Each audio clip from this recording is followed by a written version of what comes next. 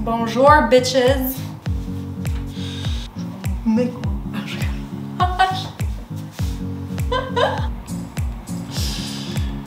Salut à tous, c'est Julie et Franck. Aujourd'hui on va parler du développé couché, mais avant ça comme d'habitude, intro.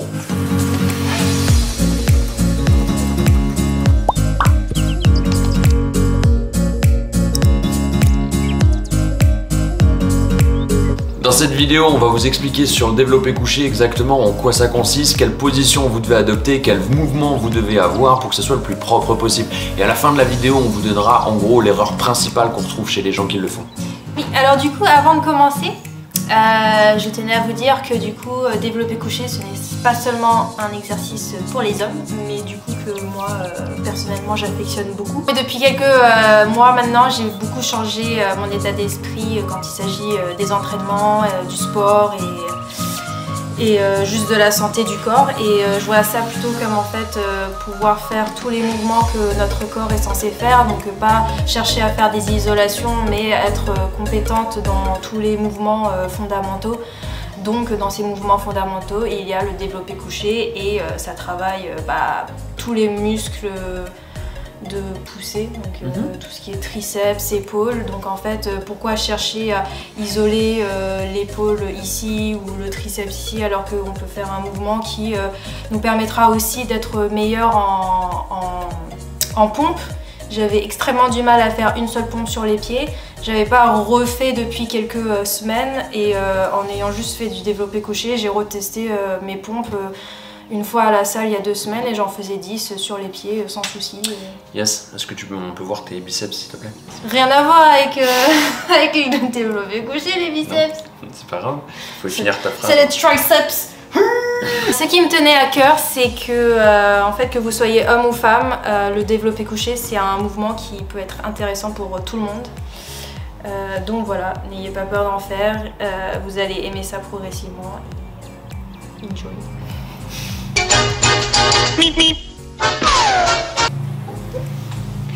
Merci. Alors comme je vous l'ai dit, on va commencer par parler un petit peu de la position qu'on doit adopter parce que le développé couché, ça a beau être un mouvement qui paraît simple, c'est un mouvement qui est bien sûr compliqué, qu'on va pas choper comme ça en 5 minutes en se concentrant, mais par contre c'est surtout un mouvement qui est extrêmement mal fait dans les salles de sport, c'est vraiment dur de se concentrer. Mais fais-le à la lumière au moins, qu'on te voit bien là, voilà. Imaginez que du coup Franck c'est le banc. Later y'all. Donc c'est un mouvement qui est dans sa globalité extrêmement mal fait en salle de sport et pourtant je vais vous donner 2-3 astuces pour que ce soit beaucoup plus simple que vous. Déjà en ce qui concerne le placement, comment se mettre sur le banc, la première erreur qu'on voit la plupart du temps, c'est juste des gens qui sont trop hauts sur le banc et donc qui à un moment ou un autre pendant la trajectoire viennent toucher les racks avec la barre. Donc la règle est très simple, quand vous êtes en position et prêt à décrocher votre barre, il faut que vos yeux soient sous la barre dans sa position raquée.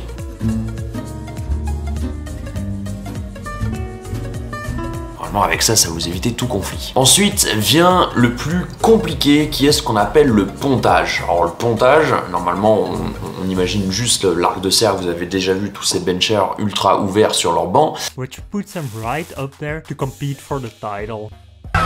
Mais non, en fait, le pontage, c'est tout ce qu'on va mettre en place pour être le plus fort possible et puis pour mettre tout simplement son corps en sécurité pour éviter un maximum de risques de blessure.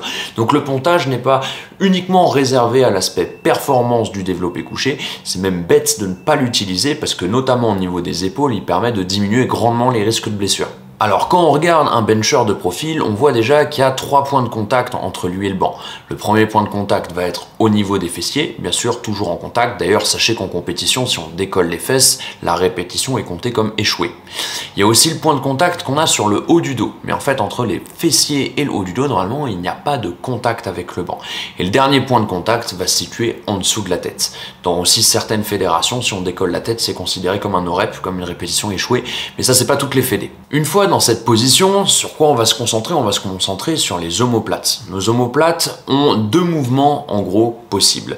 Nos omoplates peuvent monter et descendre et nos omoplates peuvent se rapprocher de la colonne vertébrale ou s'en éloigner. Bien sûr, les deux sont compatibles, on peut faire des trajectoires en diagonale avec les omoplates. Et quand on parle d'omoplate, c'est pas que notre omoplate, en fait c'est notre épaule. Les deux, c'est à peu près la même chose, on peut dire que ça en fait partie. Ce qu'on va vouloir faire, c'est ce qu'on appelle aussi la rétractation scapulaire. Donc les omoplates, on va essayer de les tirer, ou pensez à l'épaule si vous avez du mal à visualiser vos omoplates. On va essayer de les tirer au maximum vers l'arrière, comme si on voulait les resserrer au maximum. Mais c'est pas tout, quand elles sont tractées au maximum vers l'arrière, on va chercher à les abaisser au maximum. Et cette position où elles sont rétractées et abaissées au maximum, vous allez sentir que ça engage beaucoup de muscles de votre dos et ça va être quelque chose que vous allez vous efforcer à garder pendant toute la répétition. Vous allez voir en finale qu'il y a un énorme engagement sur la chaîne postérieure, sur les muscles du dos et la chaîne latérale. Et cet engagement-là, c'est pour ça d'ailleurs qu'on travaille beaucoup le dos quand on fait du développé couché, cet engagement-là, il va falloir le garder pendant toute la répétition. Donc en fait, quand on voit un bencher de profil, on a l'impression qu'il est ultra cambré. Mais en fait, la cambrure qu'il a, ce n'est pas une cambrure lombaire qui est cherchée, c'est-à-dire il ne cherche pas à cambrer le bas du dos. Il cherche une cambrure thoracique, donc plutôt sur le haut du dos. Bien sûr, on n'a qu'une seule colonne vertébrale, tout est lié, donc l'intégralité de la colonne va être plutôt cambrée. Mais le seul endroit qu'on doit chercher à cambrer, c'est le haut du dos. Il y a certains benchers, surtout des bencheuses qui sont très souples, qui le font exceptionnellement bien. Mais en gros, on veut que notre sternum soit le plus haut possible. Dans une belle position, dans un beau pontage, on va se retrouver non pas avec les omoplates vraiment en contact avec le banc, mais avec le haut des omoplates, le haut du dos. Et on va donc avoir une flexion au niveau de la nuque. Dans cette position, vos pieds vous servent beaucoup. Je pourrais vous donner différentes techniques pour vous mettre en place, en mettant les pieds sur le banc, en commençant direct au sol. Peu importe les solutions que vous choisissez pour vous mettre en place, les pieds en fait vont faire en sorte de pousser dans le sol déjà pendant toute la répétition pour conserver ce pontage que vous avez fait. Si on regarde par exemple ma technique quand moi je viens me mettre en pontage, je viens déraquer ma barre en gardant les hanches les plus hautes possibles. Et une fois que j'ai déraqué la barre, j'utilise le poids de la barre justement pour essayer de venir prendre contact entre mes fessiers et le banc sans décambrer la partie thoracique justement, en gardant ma poitrine, mon sternum le plus haut possible.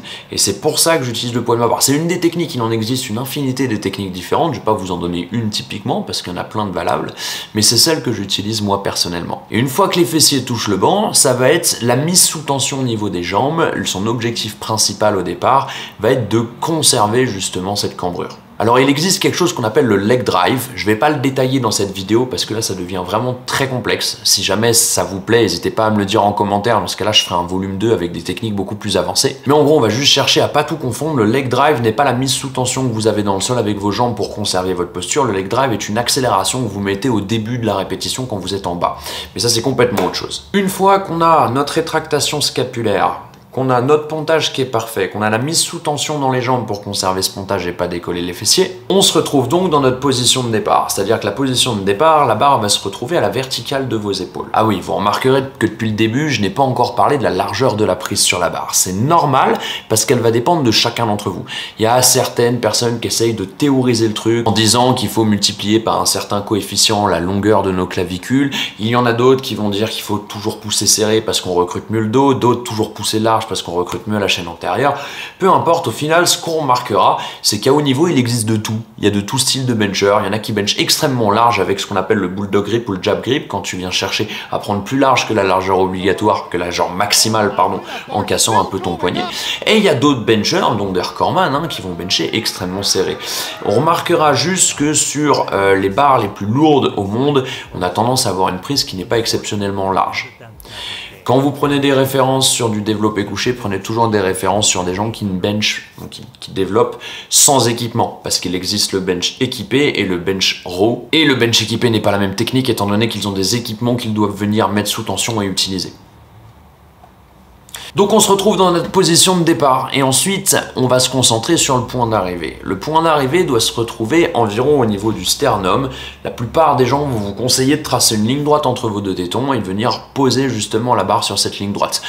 Encore une fois, ça va dépendre. Pour certaines personnes qui benchent assez serré, on va la poser légèrement plus basse. Oui, il y a des fédérations où ça a été interdit, mais ça c'est un autre discours. Mais on va la poser un petit peu plus basse pour certaines personnes qui ont vraiment une prise très serrée, d'autres très large, ça va être à peu près sur cette hauteur ou très légèrement plus haute, ça va dépendre un petit peu. Mais en vrai, on va chercher le bas de la poitrine. Et si on se concentre bien et qu'on regarde ces deux points, point d'arrivée et point de départ de profil, on voit qu'en final, ça ne trace pas une ligne verticale, mais c'est bien oblique. Donc la trajectoire elle-même, ça c'est un truc très important à comprendre dans le développé couché, n'est pas verticale et est tout sauf verticale. On a même en fait, ce n'est pas même pas oblique, c'est une trajectoire en forme de S. Et plus on va voir des benchers de haut niveau et plus ce S est marqué.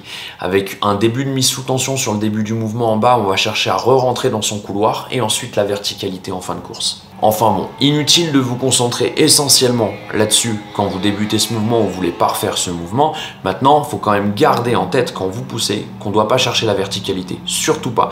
C'est d'ailleurs une des erreurs principales chez les gens qui commencent ce mouvement en mettant lourd, c'est qu'ils vont pousser uniquement verticalement et arriver à une dizaine de centimètres de la poitrine, là où normalement il faudrait rentrer dans son couloir, vont chercher à rester vertical et là c'est impossible sur une barre de lourde de faire un truc comme ça. Donc on se retrouve sur une trajectoire plutôt courbée et en forme de S. Maintenant, c'est le moment le plus important pour moi. Je vais vous parler de l'erreur principale qu'on retrouve sur le développé couché et c'est une erreur qui est genre ultra commune et qu'on va retrouver chez, je pense, 99,9% des gens qui débutent ce mouvement et qui est pourtant une erreur pas grave parce que rien n'est grave en soi, on va pas finir dans un fauteuil roulant parce qu'on, enfin si, il y a des gens qui se sont tués en développé couché, hein. Mais c'est pas une erreur qui va vous foutre forcément dans le mal. Par contre, ça ne vous fera pas progresser, il y a des risques de blessure, vous serez moins fort, enfin c'est une erreur, voilà, ça a aucun intérêt de la faire. On a vu tout à l'heure la partie rétractation scapulaire, le principe de resserrer ses omoplates, ce qu'on peut appeler aussi une sonnette interne. Cette rétractation scapulaire, en fait, il y a énormément de personnes qui débutent qui vont la lâcher sur la fin du mouvement de poussée. Je vous explique. On va se retrouver du coup avec notre rétractation vers l'arrière et vers le bas, cette activation des grands dorsaux et des muscles du dos. On va bien la garder toute la descente, de toute façon c'est normal et naturel de la conserver. Et au moment où les gens vont pousser, sur la fin du mouvement quand ça devient difficile, on va se retrouver avec un mouvement où on perd cette rétractation et l'épaule accompagne le mouvement. Il faut savoir typiquement que c'est une preuve de la non-compréhension de cet exercice. Cet exercice, le développé couché, n'a pas pour objectif de repousser la barre loin de vous. Il a pour objectif de tendre les bras. Et donc on va partir du principe du coup que l'épaule et donc l'omoplate ne doivent pas bouger pendant le mouvement. Pendant toute la phase de poussée, ce qui va se passer, c'est votre grand pectoral qui est attaché à votre humérus, attaché à votre bras, va avoir pour objectif de rapprocher votre bras et donc de faire décrocher votre omoplate justement. Quand on force, votre muscle lui-même va avoir cette action motrice sur votre épaule. Et en fait, ça doit être compensé par les muscles du dos qui, eux, vont conserver cette tension dans les omoplates pour les tenir rétractés. Et ça, c'est le gros du truc que vous pouvez travailler quand vous commencez le développé couché. C'est prendre conscience de votre schéma corporel, de la position de vos épaules dans l'espace et que sur toute la phase de poussée, on les garde rétractés et gainés. Et la petite astuce, en fait, par rapport aux omoplates, si on veut les conserver en position, il faut qu'on imagine qu'entre nos omoplates, on vient pincer un stylo sur le bas de l'omoplate. Avec le bas de l'omoplate, on vient pincer notre stylo. Et qu'on ne doit pas lâcher ce stylo pendant tout le mouvement de poussée jusqu'à ce que les bras soient complètement tendus. Bon, on espère que cette vidéo vous a plu, on espère que tous ces petits détails ont pu vous aider. N'oubliez juste pas que du coup tout ce qu'on vous a passé en fait c'est juste les points de détail sur lesquels se concentrer quand on débute ou qu'on n'a aucune conscience de la technique du développé couché, mais que ça va énormément plus loin que ça. J'ai fait notamment des compétitions en powerlifting, donc j'ai dû faire du développé couché en compétition et j'ai pas mal de connaissances sur ce mouvement. Donc si jamais ce sont des choses qui vous intéressent, si jamais ce premier volet vous a plu et que vous voulez qu'on fasse une vidéo pour approfondir les points techniques au développé couché, il faut vraiment pas hésiter à nous le marquer en commentaire ou nous le dire en message privé pour que nous on bosse là-dessus. Ce serait un plaisir de le faire. Maintenant, voilà, si ça plaît pas aux gens, c'est pas un truc qu'on fera non plus quoi. Comme d'habitude, si jamais vous voulez des petits... Comme d'habitude, si jamais cette vidéo vous a plu, on n'hésite pas à liker, on n'hésite pas à partager, on n'hésite pas à s'abonner. Et si jamais vous avez besoin de conseils techniques ou de suivi au niveau du sport ou de suivi au niveau de l'alimentation, pareil, on nous contacte sur les différents réseaux sociaux. Et nous, on vous dit tout simplement à mercredi prochain. Salut tout le monde. Bye.